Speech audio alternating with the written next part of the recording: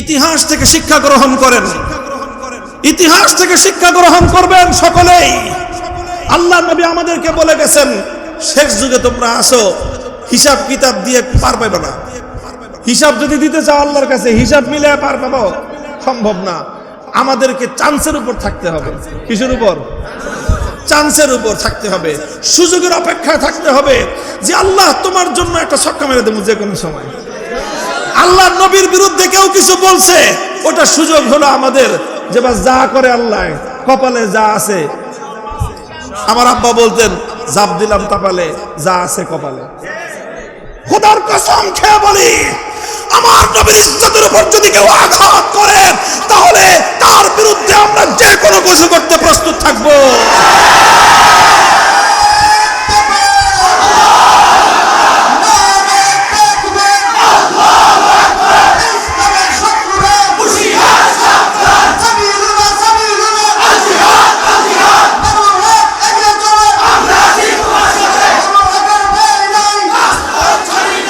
মুহতারাম হাজিরিন, ইসলামের উপর যদি কেউ আঘাত করে, আমরা হিসাব করব না সে কত বড় শক্তি আর আমরা কত বড় দুর্বল। শক্তির তারতম্য তখন হিসাব করব না। তোমরা যদি ইসলামের উপর কেউ আঘাত করার চেষ্টা করো, আমরা যা শক্তি আছে তাই নিয়ে তোমার ধরটাকে টেনে ধরবার চেষ্টা করব। এরপরে কি হবে হুজুর? এরপরে কি আছে কপালে, এটা আল্লাহ জানে। ইনশাআল্লাহ আল্লাহ আমাদেরকে একা ছেড়ে দিবেন না। আল্লাহ আমাদেরকে একা ছেড়ে দেন না। আজও আল্লাহ আমাদেরকে একা ছেড়ে দেন নাই। কারারুদ্ধ হয়েছি, কারাবরণ করেছি, কারাগারে দীর্ঘ নিঃসঙ্গ জীবন আমরা যাপন করেছি। আলহামদুলিল্লাহ, আল্লাহ সর্ব অবস্থায় আমাদেরকে সাহায্য করেছেন। সর্ব অবস্থায় আল্লাহ আমাদেরকে সাহায্য করেছেন। সর্বশেষ আল্লাহ পাকের সাহায্য নিয়েই ইনশাআল্লাহ আমরা চূড়ান্তভাবে আমাদের এই জমিনে পূর্ণাঙ্গ ইসলামী বিপ্লব করব ইনশাআল্লাহ। এই দেশের চূড়ান্ত ঠিকানা হবে মদিনা। এখানকার কেবলা বাইতুল্লাহ ছাড়া আর নাই। দিল্লি, ওয়াশিংটন আর মস্কো, পিকিং নয়।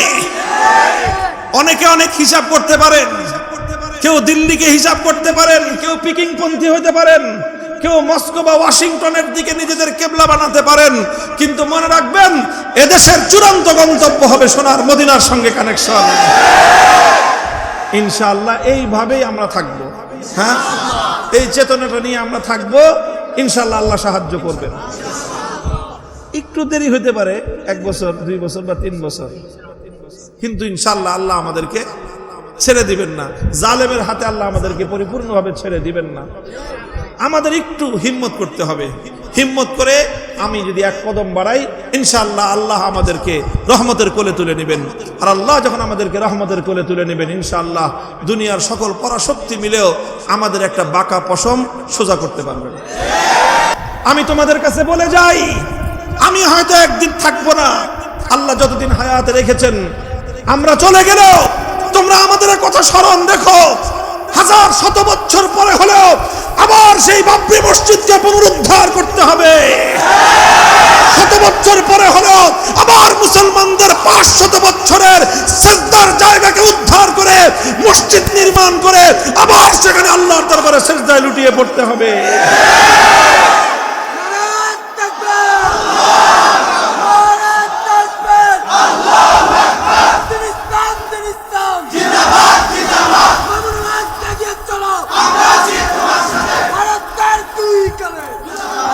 আর মূর্তির বিষয়ে আমাদের পরিষ্কার পয়গাম, এই দেশ এটা মুসলিম জাতিসত্তাকে উদ্ধার করার সংগ্রামের মধ্য দিয়ে অর্জিত বাংলাদেশ। এই দেশে ইসলামী কালচারের বিরুদ্ধে, ইসলামী সভ্যতার বিরুদ্ধে, ইসলামের তাওহীদের আকীদার বিরুদ্ধে, ইসলামী একত্ববাদের চেতনার বিরুদ্ধে কোনো কিছু এদেশের মানুষ ভালো চোখে দেখে না। সাময়িক ক্ষমতার জোরে দাবায় রাখবার চেষ্টা করতে পারবেন, কিন্তু সেই দাবায় রাখবার পরিণাম কি হবে ইতিহাসের কাছে সাক্ষী থাকবে। 5ই আগস্ট বলেছিলাম, লোকটা মারা গেছে, শেখ মুজিবুর রহমান সাহেব মারা গেছেন। আল্লাহ পাক তার জীবনে ভুল ত্রুটি মাফ করুন। বলছিলাম এই লোকটাকে নিয়ে বাড়াবাড়ি করেন না। কিন্তু আপনারা করলেন, পরিণামটা কি হলো সারা পৃথিবীর মানুষ দেখেছে। এর চেয়ে কোন সন্তান তার বাবাকে এতটা অপমানিত করতে পারে, এতটা লাঞ্ছিত করতে পারে, বিগত প্রধানমন্ত্রীর চেয়ে এরকম নিকৃষ্ট দৃষ্টান্ত পৃথিবীতে আর নাই। তার বাবাকে দেশের মানুষ যে কোনো ভাবেই হোক একটা শ্রদ্ধার জায়গায় রেখেছিল, কিন্তু আপনি নিজে বাপকে নিয়ে বেশি বাড়াবাড়ি করে আপনি নিজেও অপমানিত হয়েছেন, আপনার বাবাকেও আপনি লাঞ্ছিত করেছেন। এই জন্য আপনিই দায়ী, আপনিই দায়ী, আপনিই দায়ী। এই কথাগুলি বলার অপরাধে আমাদেরকে অপমান করার চেষ্টা করলেন, জনবিচ্ছিন্ন করার চেষ্টা করলেন। দুঃখজনক ভাবে আপনাদের এই সোনার গায়ের সোনার মাটিতে আমাদেরকে লাঞ্ছিত অপমানিত করার সকল পায়তারা করলো তারা। আল্লাহ পাক আপনাদের এই অঞ্চলের মানুষের উপর সোনারগাঁও, বন্দর, গজারিয়া, রূপগঞ্জ এই থানাগুলোর মানুষেরা, সিদ্ধিরগঞ্জ এই থানাগুলোর মানুষরা যেইভাবে সেদিন ছুটে এসেছিলেন, এটা 5ই আগস্টের ব্যাপারে আমরা যেরকম বলি ফাতাহুমুল্লাহু মিন হাইসু লাম ইয়াহতাসিবু, কেউ কল্পনা করে নাই যে এই রকম লেডি ফেরাউনকেও বাংলাদেশের ক্ষমতার মসনদ থেকে উৎখাত করা সম্ভব। তারাও কল্পনা করে নাই 5ই আগস্ট দুপুর বেলায় গণভবনে 12টা আইটেম রান্না করে না 16টা আইটেম রান্না করে বুফে সিস্টেম করা ছিল। এই বাঙালিরা সব গিয়ে গণভবনে সেই দুপুরে খানা খাইছে। খালি মজা, অনেকেই খাইছেন আপনারা, আমার তো কপালে জুটে নাই। আমরা গেছিলাম তখন এই আপনার সেনা সদর সেনা প্রধানের সাথে বৈঠক করার জন্য, আমাদের আর এই গণভবনে যাওয়ার সুযোগ হয় নাই। প্রধানমন্ত্রীর কার্যালয় বাইরে থেকে দেখছি, গণভবনে বাইরে থেকে দেখেছি। দুপুর বেলাও এই পরিমাণ খাবারের আয়োজন, তাহলে বুঝেন কতটা কনফিডেন্ট তারা ছিলেন, কতটা কনফিডেন্ট তারা ছিলেন। মনে করেছিলেন প্রয়োজন লক্ষ মানুষ মেরে ফেলবো, কে আসবে? ফাতাহুমুল্লাহু মিন হাইসু লাম ইয়াহতাসিবু। আব্রাহা যেরকম মনে করেছিল বাইতুল্লাহকে ধ্বংস করব, রুখবে আমায় কে? কোনো শক্তি নাই। আল্লাহ পাক রব্বুল আলামিন বড় কোনো বাহিনী পাঠান নাই, অল্প কিছু পাখি পাঠিয়ে দিয়েছেন। সেই পাখির আক্রমণে আবাবিলের হস্তি বাহিনী পৃথিবীর ইতিহাস থেকে নির্মূল হয়ে গিয়েছে। আল্লাহ পাক রব্বুল আলামিন লেডি ফেরাউন এবং তার সাঙ্গপাঙ্গদেরকে উৎখাত করার জন্য বড় কোনো দলকে আল্লাহ ব্যবহার করেন নাই। অনেক বড় বড় অনেক শক্তিশালী দল ছিল, আল্লাহ বলছে যে এগুলি দরকার নাই। নমরুদকে আল্লাহ পাক ল্যাংরা মশা দিয়ে আল্লাহ পাক তাকে ধ্বংস করেছিলেন। নমরুদের সাথে একটা দিক থেকে ওনার মিল ছিল, একটা দিক থেকে মিল ছিল।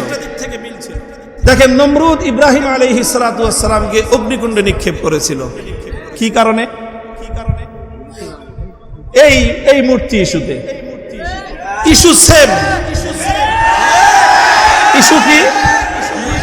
ইস্যু কি? নমরুদ মূর্তির বিরোধিতা করার কারণে ইব্রাহিম আলাইহিস সালামের উপর ক্ষিপ্ত হলো। আচ্ছা, ক্ষিপ্ত হয়েছিস ভালো কথা, তোর শক্তি আছে, শাসন আছে, তোর দেশ আছে, রাজা তুই, সব পুলিশ আছে, আর্মি আছে, সব আছে, আর ওদিকে মাত্র একটা মানুষ ইব্রাহিম আলাইহিস সালাম। তুই তোকে যে কোনো শাস্তি দিতে পারস। অগ্নিকুণ্ড বানাইলো, আগুনে ফালায় দে। কিন্তু নমরুদ কিন্তু আগুনে শুধু ফালায় নাই, ইব্রাহিম আলাইহিস সালাতু ওয়াস সালামের সাথে সবচেয়ে নির্মম যে আচরণটা নমরুদ করেছিল সেটা হলো ইব্রাহিম আলাইহিস সালামকে আগুনে নিক্ষেপ করার আগে গোটা দেশবাসীর সামনে ওনার শরীর থেকে ওনার ইজ্জতের সমস্ত কাপড়গুলো খুলে ফেলেছিল।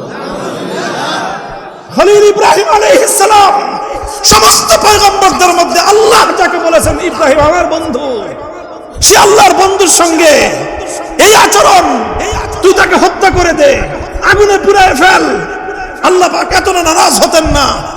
নমরুদ ইব্রাহিম আলাইহিস সালামের শরীর থেকে ইজ্জতের কাপড় খুলে গোটা দেশবাসীর সামনে খলিল ইব্রাহিম আলাইহিস সালামকে অপমান ও লাঞ্ছিত করতে চেয়েছিল। আল্লাহ পাক রব্বুল আলামিন ইব্রাহিম আলাইহিস সালাতু ওয়াস সালামকে তার প্রতিদান এই দিয়েছেন। রাসূল আকরাম সাল্লাল্লাহু আলাইহি ওয়াসাল্লাম বলেছেন, আউয়ালু মান ইউকসা ইয়াউমাল কিয়ামাতি ইব্রাহিম খলিলুল্লাহ। কিয়ামতের কঠিন ময়দান, সারা পৃথিবীর মানুষ যেদিন বিবস্ত্র থাকবে, নারী আর পুরুষ বিভেদ নির্বিশেষে কোনো মানুষের গায়ে এক চিলতে কাপড় থাকবে না। সব মানুষ হাসরের ময়দানে উলঙ্গ থাকবে, বস্ত্রহীন থাকবে। সর্বপ্রথম সমস্ত মানুষকে বিবস্ত্র রেখে পৃথিবীর সমস্ত মানব জাতির সামনে আল্লাহ পাক রব্বুল আলামিন যাকে নিজ হাতে কুদরতের মাধ্যমে সর্বপ্রথম কাপড় পরিধান করায়, সারা পৃথিবীর সমস্ত বিবস্ত্র মানুষের সামনে একমাত্র কাপড় পরিহিত, বস্ত্র পরিহিত মানুষটাকে যাকে আল্লাহ সম্মান প্রদর্শন করবেন, তার নাম হলো খলিলুল্লাহ ইব্রাহিম আলাইহিস সালাম। মূর্তির ইস্যু, আমি কোনোভাবেই বিষয়টাকে ওটার সাথে তালগোল পাকায় ফেলতেছি না, তবে খুব দূর থেকে উনি হলেন আমাদের নবী মুহাম্মদুর রাসূলুল্লাহ সাল্লাল্লাহু আলাইহি ওয়াসাল্লামের পূর্বপুরুষ। আমার নবী মুহাম্মদ সাল্লাল্লাহু আলাইহি ওয়াসাল্লাম এই পৃথিবীতে যেই মানুষটাকে সবচেয়ে বেশি অনুসরণ করেছেন, সেই মানুষটার নাম হলো ইব্রাহিম আলাইহিস সালাম। আমাদের নবী ইব্রাহিম আলাইহিস সালামের চেয়ে বেশি এই আসমান আর জমিনের মধ্যে অন্য কাউকে, কোনো মানুষকে অনুসরণ করেছেন বলে ইতিহাস এবং হাদিস কোরআন বলে না। এই জন্য আমাদের নবীর ধর্মের নাম মিল্লাত আবিকুম ইব্রাহিম হুয়া সাম্মাকুমুল মুসলিমিন। আমাদের ধর্মের নাম রেখেছেন ইব্রাহিম আলাইহিস সালাম। আমাদের সব কিছুর মূল সূত্র ইব্রাহিম আলাইহিস সালাম থেকে। সেই ইব্রাহিম আলাইহিস সালাতু ওয়াস সালামের আদর্শের অনুসারী মুহাম্মদুর রাসূলুল্লাহ সাল্লাল্লাহু আলাইহি ওয়াসাল্লামের একজন খুবই নগণ্য থেকে নগণ্য একজন উম্মত আমি। কিন্তু ঘটনাচক্রে আমার কথা ইব্রাহিম আলাইহিস সালাতু ওয়াস সালামের কথার সাথে মিলে গিয়েছিল। তিনিও মূর্তির বিরুদ্ধাচরণ করেছিলেন, আমরাও মূর্তির বিরুদ্ধাচরণ করেছিলাম। ইব্রাহিম আলাইহিস সালাম তার যুগের নমরুদের বিরুদ্ধে, মূর্তির বিরুদ্ধে সমালোচনা করেছিলেন।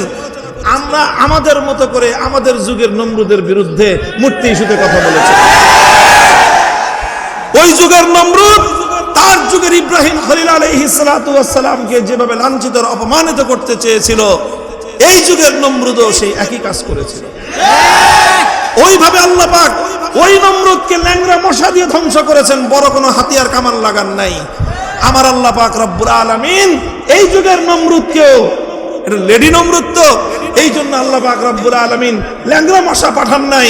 আল্লাহ পাক স্কুল কলেজ আর মাদ্রাসার ছোট ছোট ছাত্রদের মাধ্যমে আল্লাহ তার তখতে তাউসকে উল্টায় দিয়েছেন। ইতিহাস থেকে শিক্ষা গ্রহণ করেন, ইতিহাস থেকে শিক্ষা গ্রহণ করবেন সকলেই। আল্লাহ পাক বুঝবার তৌফিক দান করেন। আমি আপনাদেরকে এই জায়গাটাতেই প্রেরণা যোগানোর চেষ্টা করেছিলাম। আল্লাহ নবী আমাদেরকে বলে গেছেন, শেষ যুগে তোমরা আসো, হিসাব কিতাব দিয়ে পার পাবে না। হিসাব যদি দিতে চাও আল্লাহর কাছে, হিসাব মিলে পার পাবো? সম্ভব না। আমাদেরকে চান্সের উপর থাকতে হবে। কিসের উপর? চান্সের উপর থাকতে হবে, সুযোগের অপেক্ষায় থাকতে হবে যে আল্লাহ তোমার জন্য একটা ছক্কা মেরে দেবো যে কোনো সময়। আল্লাহ নবীর বিরুদ্ধে কেউ কিছু বলছে, ওটা সুযোগ হলো আমাদের যে বাস যা করে আল্লাহ, কপালে যা আছে। আমার আব্বা বলতেন, জাপ দিলাম কপালে, যা আছে কপালে। খোদার কসম খেয়ে বলি, আমার নবীর ইজ্জতের উপর যদি কেউ আঘাত করে, তাহলে তার বিরুদ্ধে আমরা যে কোনো কিছু করতে প্রস্তুত থাকবো।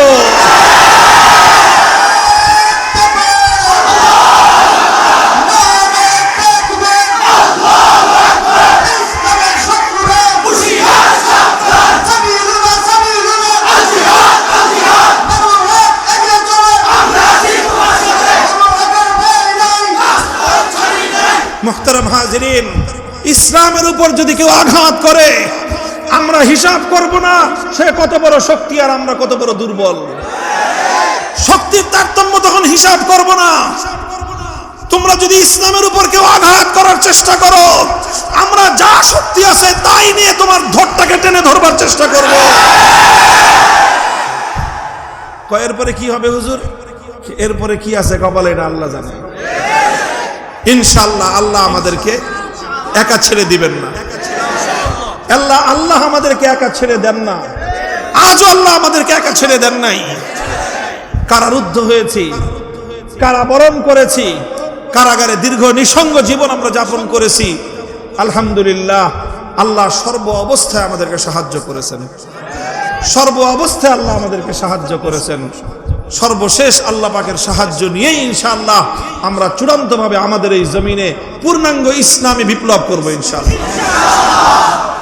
এই দেশের চূড়ান্ত ঠিকানা হবে মদিনা। এখানকার কেবলা বাইতুল্লাহ ছাড়া আর নাই। দিল্লি, ওয়াশিংটন আর মস্কো, পিকিং নয়। অনেকে অনেক হিসাব করতে পারেন, কেউ দিল্লিকে হিসাব করতে পারেন, কেউ পিকিং পন্থী হতে পারেন, কেউ মস্কো বা ওয়াশিংটনের দিকে নিজেদের কেবলা বানাতে পারেন, কিন্তু মনে রাখবেন এদেশের চূড়ান্ত গন্তব্য হবে সোনার মদিনার সঙ্গে কানেকশন। ইনশাআল্লাহ এইভাবেই আমরা থাকবো। হ্যাঁ, এই চেতনাটা নিয়ে আমরা থাকবো, ইনশাআল্লাহ আল্লাহ সাহায্য করবেন। একটু দেরি হতে পারে, 1 বছর 2 বছর বা 3 বছর, কিন্তু ইনশাআল্লাহ আল্লাহ আমাদেরকে ছেড়ে দিবেন না। জালেমের হাতে আল্লাহ আমাদেরকে পরিপূর্ণভাবে ছেড়ে দিবেন না। আমাদের একটু হিম্মত করতে হবে। হিম্মত করে আমি যদি 1 কদম বাড়াই, ইনশাআল্লাহ আল্লাহ আমাদেরকে রহমতের কোলে তুলে নেবেন। আর আল্লাহ যখন আমাদেরকে রহমতের কোলে তুলে নেবেন, ইনশাআল্লাহ দুনিয়ার সকল পরাশক্তি মিলেও আমাদের একটা বাঁকা পশম সোজা করতে পারবেন। আল্লাহ পাক রব্বুল আলামিন আমাদের সকলকে তৌফিক দান করেন। মাদ্রাসাতুশ শরাফ আল ইসলামিয়ার সকল প্রকল্পগুলোকে আল্লাহ পাক এই মরহুম 2 মহান বুজুর্গ শেখ সৈয়দ আবুল হাসান আলী নদভী রহমতুল্লাহ আলাই, শেখ শরফুদ্দিন আবু তাওয়ামা রহমতুল্লাহ আলাইহের স্মৃতিধন্য এই এদারাকে ইতিহাসের পাঠশালা হিসেবে আল্লাহ পাক কবুল করেন, এবং এই এদারার যে বাণী হযরত মাওলানা ওবায়দুল কাদের নদভী হাফিজাহুল্লাহ তাআলা ওয়া রাহ, আল্লাহ তাকে আরো বেশি বেশি দ্বীনের খিদমত করার তৌফিক দান করেন। সুবহানাল্লাহি ওয়া বিহামদিহি সুবহানাল্লাহিল আযীম। اللهم صل على محمد وعلى آل محمد كما صليت على إبراهيم وعلى آل إبراهيم إنك حميد مجيد. اللهم بارك على محمد وعلى آل محمد كما باركت على إبراهيم وعلى آل إبراهيم إنك حميد مجيد. الله إله العالمين يا رب العالمين। সোনারগাঁয়ের নিভৃত পল্লী, এখানে তোমার নবীর হাদিসের খাদেম আল্লাহ শেখ শরফুদ্দিন আবু তাওয়ামা রাহিমাহুল্লাহ তাআলার ফয়েজ রয়েছে, শেখ আবুল হাসান আলী নদভী রহমতুল্লাহ আলাইহির তাওয়াজ্জুহ রয়েছে। আয় আল্লাহ এই দ্বারাকে তুমি কবুল করে নাও, দ্বীনের বহুমুখী খিদমত করার তৌফিক এনায়েত করো। আয় আল্লাহ হাজার হাজার মানুষ দীর্ঘ রাত পর্যন্ত 2 দিন পর্যন্ত এখানে উলামায়ে কেরামের বয়ান শোনার জন্য, তাদেরকে দেখার জন্য এখানে জমায়েত হয়েছে। আয় আল্লাহ তাদের সকলকে তুমি এর পরিপূর্ণ আজর এবং জাযা তুমি নসিব করো। আয় আল্লাহ আমাদের এই জমিন, আমাদের এই মাতৃভূমি, এই জন্মভূমি, আয় আল্লাহ দেশের মাটিকে তুমি ইসলামের ঘাঁটি হিসেবে কবুল করো। আয় আল্লাহ ইসলামের বলকে তুমি বালা করে দাও, কালিমার ঝান্ডাকে তুমি সমুন্নত করে দাও। আয় আল্লাহ মুসলমানদের আবার সেই সোনালী যুগ তুমি ফিরিয়ে দাও, খিলাফতের শাসন ব্যবস্থা আবার এই পৃথিবীতে তুমি আল্লাহ ফিরিয়ে দাও। রব্বানা তাকাব্বাল মিন্না ইন্নাকা আনতাস সামিউল আলিম وتب علينا يا مولانا إنك أنت التواب الرحيم. سبحان ربك رب العزة عما يصفون وسلام على المرسلين والحمد لله رب العالمين.